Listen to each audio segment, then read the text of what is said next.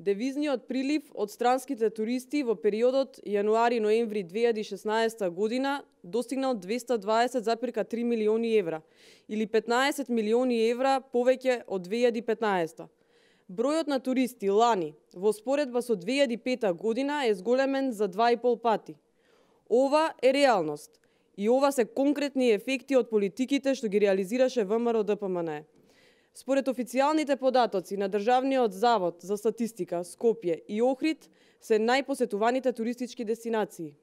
Тоа само покажува дека туристичката понуда и во Скопје и во туристичките места е значително подобрена, што само по себе е демант на сите лаги и манипулации кои СДСМ сакаше да ги продаде во јавноста за оправданоста на проектите кои во годините наназад се реализираа.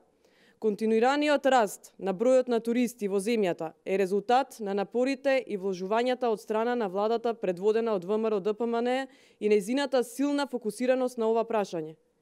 Почитувани, свесни за значењето на развојот на туризмот и неговиот инпут во македонската економија, во изминатиот период ВМРО-ДПМНЕ реализираше низа на проекти и мерки кои влијаеа на значително покренување на оваа гранка. Инвестициите во туризмот повлекуваат развој на 20 други стопански гранки.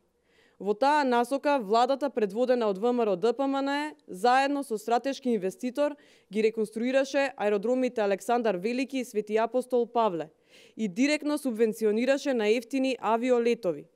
Се инвестираше во сообраќајната и туристичката инфраструктура во државата. Беа доделени субвенции за привлекување странски туристи, а ДДВ-то за туризам се намали од 18 на 5%. Континуирано се промовираа македонските туристички потенцијали на саеми за туризам ширум Европа и светот, но се инвестираше и во медиумска промоција. Истовремено, владата предводена од ВМРО-ДПМНЕ инвестираше во зголемување на туристичките содржини и понуди, односно градење на нови плажи, музеи, изградба на туристички комплекси и слично. Од тука и резултатите на оваа посветена работа се евидентни.